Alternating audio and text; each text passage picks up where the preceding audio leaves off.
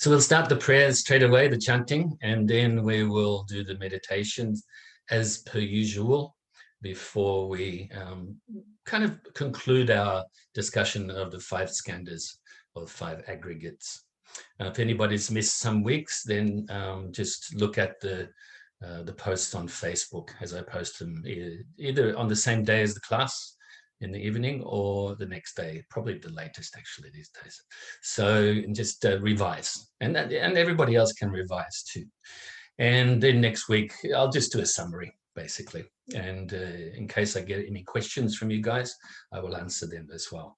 So if you have any questions to do with these 5 aggregates and the teachings that we've had on them, then please text me or call me or email me and just ask those questions so that we can clarify, and then we can move on to another subject.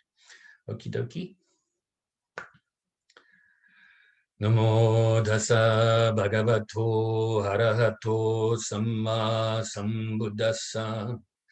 Namo Tassa Bhagavato ArahatoSammaSambuddhassa. Namo Tassa Bhagavato ArahatoSammaSambuddhassa. Buddham saranam gacchami, Dhammam saranam gacchami, Sangham saranam gacchami, Tutayambi Buddham saranam gacchami, Tutayambi Dhammam saranam gacchami, Tutayambi Sangham saranam gacchami, Tatayambi Buddham saranam gacchami, Tatayambi Dhammam saranam gacchami, Tatayambi Sangham saranam gacchami. Namo Buddhaya, Namo Dharmaya, Namo Sanghaya. Namo Buddhaya, Namo Dharmaya, Namo Sanghaya. Namo Buddhaya, Namo Dharmaya, Namo Sanghaya. I take refuge until I am enlightened in the Buddha, the Dharma, and the Sangha. Through the positive potential I create by practicing the 6 paramitas, may I soon attain enlightenment in order to benefit all sentient beings. I take refuge until I am enlightened in the Buddha, the Dharma, and the Sangha. Through the positive potential I create by practicing the 6 paramitas, may I soon attain enlightenment in order to benefit all sentient beings. I take refuge until I am enlightened in the Buddha, the Dharma, and the Sangha. Through the positive potential I create by practicing the 6 paramitas, may I soon attain enlightenment in order to benefit all sentient beings. May all sentient beings have happiness and its causes. May they be free from suffering and its causes. May they never be parted from the happiness beyond suffering. May they abide in equanimity, free of bias, attachment to the near, and aversion from the far. I shall cause this. Great compassionate Buddha, please inspire me to be able to do so. Reverently, I prostrate with my body, speech, and mind, and present clouds of every types of offerings, actual and mentally transformed. I confess all of my negative actions accumulated since beginningless time, and rejoice in all the virtues of all holy and ordinary beings. Please remain until cyclic existence ends, and turn the wheel of Dharma for all sentient beings. I dedicate the virtues of myself and others to the great enlightenment. However innumerable all sentient beings are, I vow to save them all. However inexhaustible my delusions are, I vow to extinguish them all. However immeasurable the Dharma teachings are, I vow to master them all. However endless the Buddha's way is, I vow to follow it completely. Om Mani Padme Hum. Om Mani Padme Hum. Om Mani Padme Hum. Tayata gate gate parasamgate bodhi soha. Tayata gate parasamgate bodhi soha. Tayata gate parasamgate bodhi soha. So now it's time for meditation. Initially, get yourself comfortable. Nice position, middle path position, not slouching, but also not too rigid. And bring your mind to your body. I'll bring you through different parts of your body so that you can release the tension from these areas as we go along. So gently close your eyes, have your lips touching, breathing in and out of your nose, and release whatever tension you can from your body now, from your feet, around your toes, the balls of the feet, the arches, the heels, the top of your feet, and around your ankles and Achilles. From your lower leg, around your calf muscles and your shins, and from all around your knees. Your upper leg, the quads and the hamstrings, and further up to the glutes, the hip flexors, and the groin. Your lower stomach, on and just above your hips, and your lower back. And further up your stomach and your sides, and to the center of your back. From your chest, underneath your arms, and your upper back, the lateral muscles and the rhomboid muscles. Now bring your focus to your upper trap muscles that run between the neck and the shoulders, as well as your shoulders, and release the tension. From your upper arms, the biceps and triceps and elbows, forearms, wrists, hands, fingers and thumbs.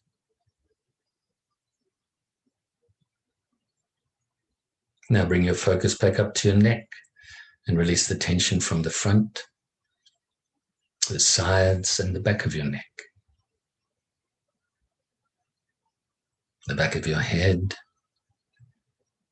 and the sides of your head, around your ears and temples. Now release from your face, around your cheekbones, your cheeks. Make sure you're not clenching your jaw. From your chin and your mouth, nose, eye sockets, eyes. Make sure you're not frowning on your forehead. And release the tension from the top of your head. And now very briefly, just scan your body again, just to see if there's any residue or leftover tension that you can release. To remind you, if you find it difficult releasing the tension, then you can manipulate that part of the body just to release the tension, just stretch it out a little bit. And then release the tension on the out breath.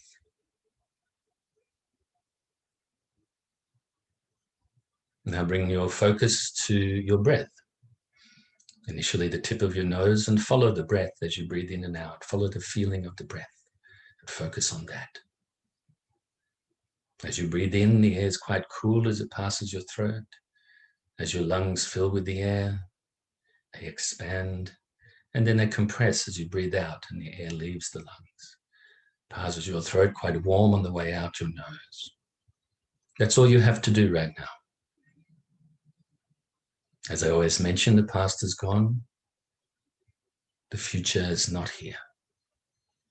So in this present moment, focus on your breath, which is the most important physical thing we do if you think about it. Of course, we have to eat and drink water and have shelter. But without the breath, then there's no need for any of these. So never feel bored focusing on the most important physical thing that we do. It also has the tendency to bring the mind inside the body. Breathing in, breathing out.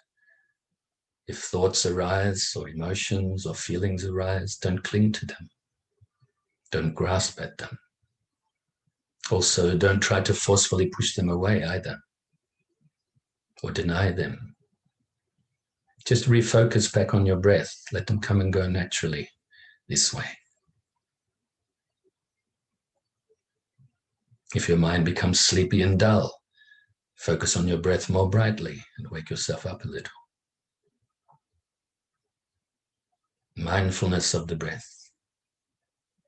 Awareness when the mind wanders from the breath, and conscientiousness as you replace it back onto the breath.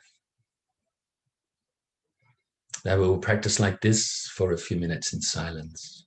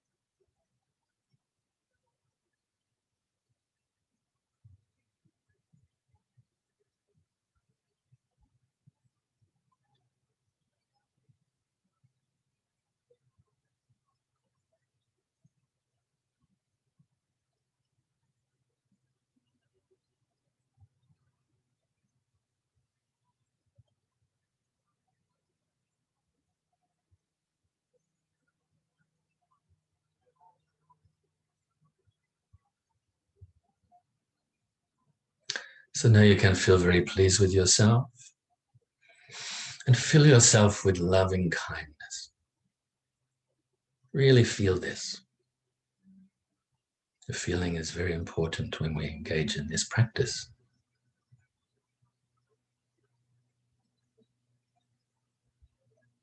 Really be your friend. Respect yourself and appreciate yourself.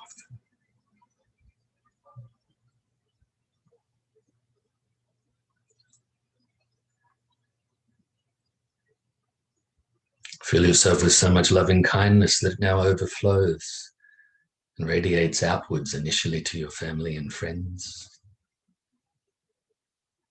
May they be happy, free from suffering, and be at peace. Now also to those you may regard as strangers. Maybe you know them a little or not at all. May they also be happy, free from suffering, and be at peace. And try your best to really feel that this is happening. For instance, if any of these living beings that we're extending the love and kindness towards, if they are suffering from difficulties such as illness or so, and so forth, see them, really feel that they are healed from this illness. If they're in some sort of physical pain, that they are now totally free from this physical pain. If they're going through other types of hardships, environmental or economical, really feel that they are free from these difficulties. So now extend out further again to include those you may regard as enemies, those people that you find really difficult and irritating. May they also be happy, free from suffering, and be at peace. Maybe you're thinking of someone that's quite nasty in their behavior. Then you can actually really feel now that they have become really kind, really gentle.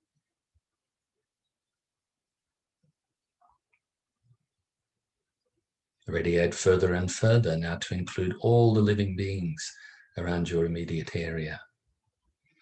All of the living beings that fly through the air, live on the earth, under the earth, live in the waters, born from wombs or eggs, or through moisture, or through transformation.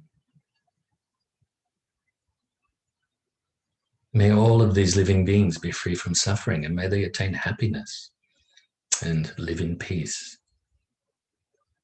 Extend further and further now to include your state or your county. All of those living beings that you feel really nice about, also those living beings that you don't think about, as well as those living beings that you may even fear or don't like for whatever reason. May they all be happy, free from suffering, and be peaceful. Now include all other states and counties throughout your whole country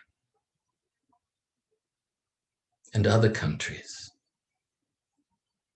Initially, those that you're familiar with directly, those that you're familiar with indirectly, and also those that you don't know at all, until your loving kindness pervades the whole planet.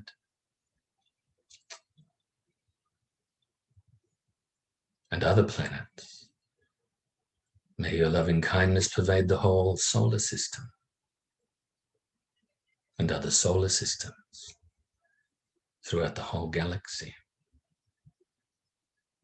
and other galaxies throughout this so-called universe. Now have your loving kindness radiate throughout infinite space without limit, this immeasurable loving kindness. And at the same time, be present here and now, and we will recite the dedication prayer. Due to this merit, may I soon attain the enlightened state of the Buddha, so that I may be able to liberate all sentient beings from their suffering. May the precious bodhicitta, not yet born, arise and grow. May that born have no decline, but increase forevermore. And may the precious view of shunyata, not yet born, arise and grow. May that born have no decline, but increase forevermore.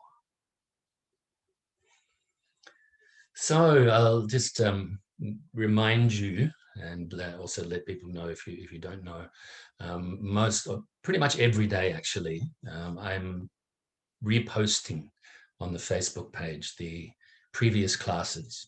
I started to do it, I think I started last Monday doing it. And I think we're up to, just yesterday posted class 5, so the 29th of August. And so I won't do that today. I'll actually do this new one today. But if you want to revise, just have a look every day. And along, of course, with the written teachings as well. But have a look at the video. And even if you don't have the time or want to go through the chanting and the meditation part, then just look at the second half of the class and the Dharma teachings, and just revise, remind yourself. Even experienced practitioners, we all really need to be reminded, quite often. That's one of the reasons why we have the Tipitaka, the 3 collections of the Buddhist teachings and the Buddhist philosophy, Buddhist psychology, such as in the Abhidharma, for instance. We have that written down, so we can revise it all the time. And it's the same with commentaries such as these on the Buddhist teachings. We should, if we have an affinity for them, then we should revise them as often as possible. And actually, even some teachings that irritate us, then maybe revise them even more, because maybe they irritate us because they're actually, chipping away at our ego, chipping away at our belief in this permanent self, which is the root cause of all the suffering, the ignorance. And that reminds me, in relation to meditation, a very well-known Zen teaching that says something like, every day you should meditate for about 20 minutes. And if you don't have the time, make it an hour. So, in other words, if you always feel like you want to put off the Dharma practice, especially the meditation, then actually that means that you probably should do it more until you start to get some good results and become more enthusiastic, have some more joy in the practice, And so those videos, we repost them all the time, until they're exhausted for the moment. And also on Thursday, just finished, I gave probably only about a 20-25 minute speech or a talk on Buddhism for sustainable environment. And it was a webinar. It was very long, actually, about 6 or 7 hours. And it's a webinar run by Subati University, which is near Delhi in India. I've also given a guest lecture for them before, which you can actually view that. Just scroll back towards the end of January. I gave a commentary on the purpose of chanting and also on the Eightfold Path. I think the video is maybe a couple of hours long, but the Dharma Talk was about an hour and a quarter or something. So you can have a look at all of these things on the internet. Once again, apologies that we're not doing face-to-face classes, but I'm really being very cautious with the current situation we're in, even though we don't have many cases in Australia. But it's just bubbling out there. So I think it's better for our sake, and also the temple that we use for their sake as well, that we don't do the classes face-to-face still at present. Apologies for that.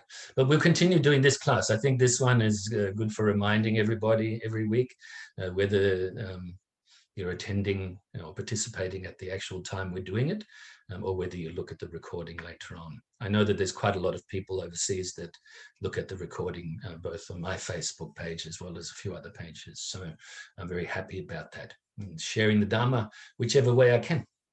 So what else can I say? That's all, I think. Now we just talk about the 5 aggregates. What is the purpose of this analysis? Why are we doing this? It's not just for fun, even though I think it is fun. It's not just to fill our mind with very useful information. The more we fill our mind with useful information, the less rubbish we have in there, actually. But we need to utilize this information. Why are we doing this? We want to realize the wisdom of emptiness. We want to break through this clinging and this attachment to this thing that we call a self. Some people may call it a soul, or an individual, or a lifespan, or something like this. All of these aspects, we cling to this. This is me, this is mine, this is theirs, as opposed to yours. And this creates more and more separation, of which we know everything is interconnected. Everything is interdependent and not independent and not disconnected. But unfortunately, we have lived so many lifetimes with this belief, or our lives based on this belief in this separation, this separate self. And so that's the purpose why we go through this analysis and why we break everything down, and that's what I will do again next week. Like I said, I will summarize a little bit and really break it down even more, these 5 aspects.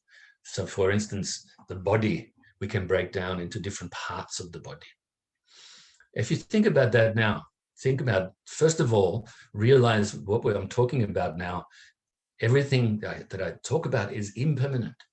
It's in a constant state of change, constant state of flux. It's not even for a moment staying the same, or even a nano moment staying the same. Your body, as well as the 4 aspects related to the mind. Okay, so it's important to know that. So let's break the body down now. If we can look at this, right, we can have a direct kind of understanding of our physical body. We just have to look at it, look at the hand, maybe even use a reflection in the mirror. You can look at different parts of your body, because I know that you can't look at your eyes with your eyes, can you? That's an interesting one. So actually the mind is the only thing that can observe itself. Nothing else can observe itself. But we can look in the mirror and look at the different parts of the body. Of course, we can break it up. I won't go through all of them right now, but either 40 or 41 different parts of the body, such as the different organs, the heart, the liver, the lungs, the brain. Then other parts like the skin, the sinews, the different types of liquids like the blood and the water, and all of the bones, marrow, and all of these things. We can break the body up. All of these parts are in a constant state of change. So they make up what we call the body, isn't it? Then we can also think about the different energies, such as protons and neutrons and so forth. These are also in a constant state of change. We rely upon all of these different aspects to make up the whole of the body. We also can break it down, as we've done, I think, a few weeks ago, into the elements. Each atom and subatom, even, they are made up of, first of all, in a constant state of change, but also made up of the 4 physical elements of earth, water, fire, and wind. You can also add the element of space, for without space, there's no room for anything to be. So maybe there's 2 ways just now that we can look at the different elements. So the fire element is the warmth or the heat element. Then you have the earth element, which is the solidity element. You have the wind or air element, which is the movement element. And of course, the water is the fluidity. Without these 4, how can the body move? The body, first of all, without the heat element, the fire element, we would be just freezing. There's no warmth there. Without the water element, there's no fluidity. There's no ability to be fluid. Without the wind element, of course, as I was just moving then, couldn't do that, could we? And of course, the solidity, for sure. We can feel the body, for sure. It's solid. Another way to look at it are the different parts of the body. First of all, we mention that the space element can be represented throughout all of these elements. And also during the second way of looking at it, it's all of the gaps and all of the spaces within the body. For instance, and I've mentioned this before, the 3 largest cavities in the body, or spaces in the body, are the lung cavity, the bronchial cavity, and the sinus cavity. Okay, so there are spaces there. So with the space element, we can contemplate like that, but it's constantly changing. Then, of course, we can think of the fire element, everything that's warm in the body, and the blood is warm. This is the fire element. All of the water in the body, including the water that we drink to help us survive, and pee out as well. This represents the water element. Then, of course, we have the movement, constantly moving. Everything is constantly moving. Think a little deeper now. Look at all the different parts in the body. They're constantly moving. The heart is pumping and the blood is moving. The lungs constantly breathing, you know. And all of it, I'm sure that you know, even though you can't see it right now, then you actually, I think, know from maybe the studies or paying attention to different sciences and so forth. Okay, so I think we'll leave that there for the body. Now, in your own time, I think maybe you should spend, even if it's 5 minutes meditation, contemplate this body that I cling to, this body that I spend so much time protecting, actually is constantly changing. This body is just this word body is just a convenient term so that I can identify with it or myself. Maybe there's a couple of other things that I maybe didn't remember to say. So the body ages, we know this. I say with a little bit of humor, just look at old pictures of yourself and look at yourself now. And you can see that we have changed. Sometimes because of the nature of my work, you know, there were lots of pictures taken of me during different times. And this actually is, it's quite funny, you know, looking at myself now compared to then. I just share this with you as well. I don't look in the mirror very much, apart from obviously if I'm having a shave or something like that, okay? Every now and then I may see my reflection in the shop window or something, and I'll think to myself, oh, really? That's what I look like now? Okay, fair enough. Maybe need a diet or something. And so anyway, the body also weakens. I think we know this as we grow, you know, unless, of course, you're, you know, between 20 and 30 years old approximately. I don't think any of us today are. So you can know that we don't have as much energy or stamina or strength as we used to. And also, you know, quite often we're healthy, but then we may not feel so great. You know, maybe you get a cold or something like that, or you get a sore back. You know, this is constantly changing. So even our health, it doesn't always last like that. But then we get better.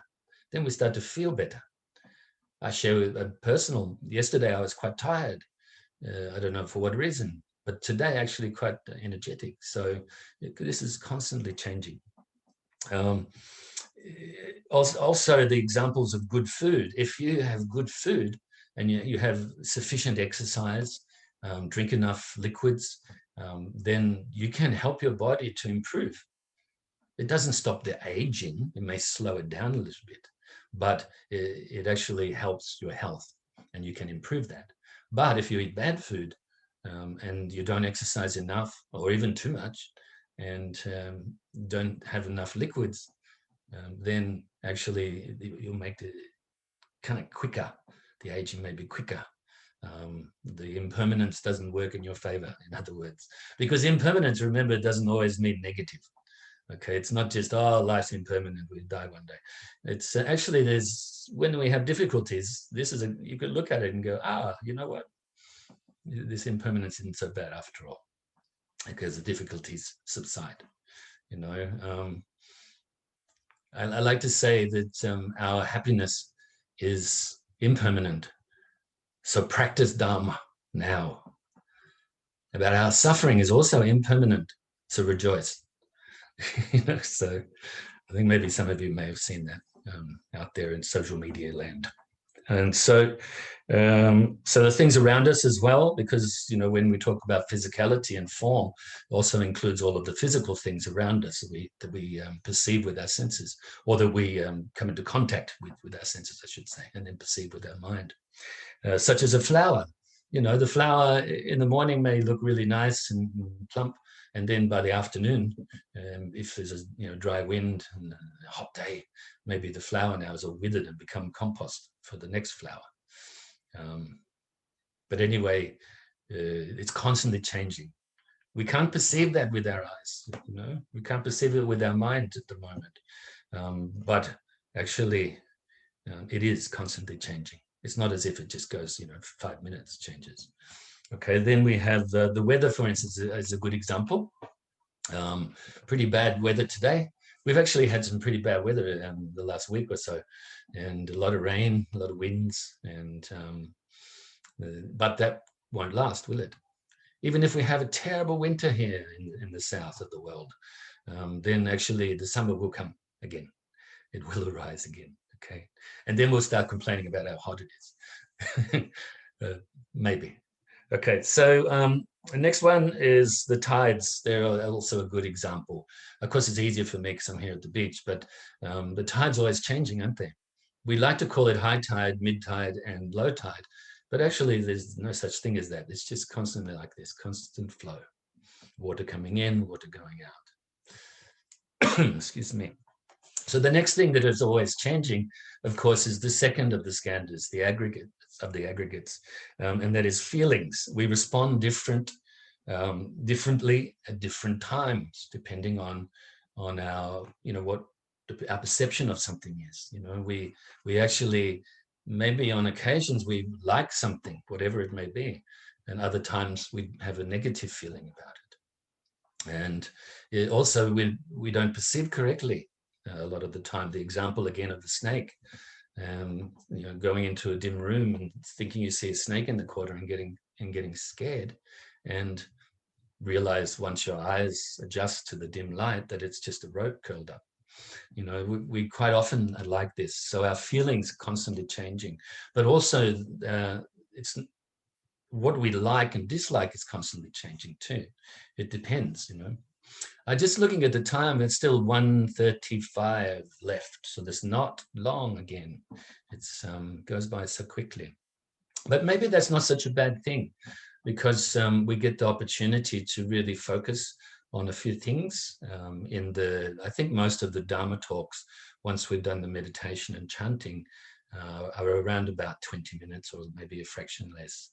And so that's not so bad, is it? You know, 20 minutes to think, to listen, to try to compute your memory, and then to contemplate later yourself.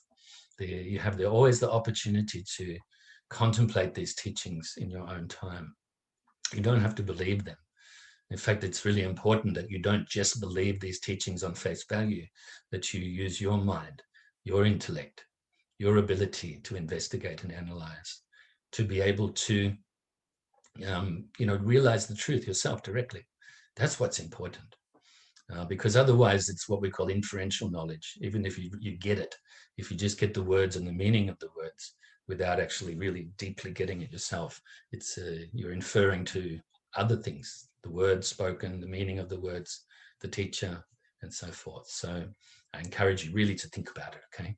Absorb your mind with understanding. Absorb your mind with peace. Absorb your mind with happiness. So I think maybe I will be cut off in a few seconds.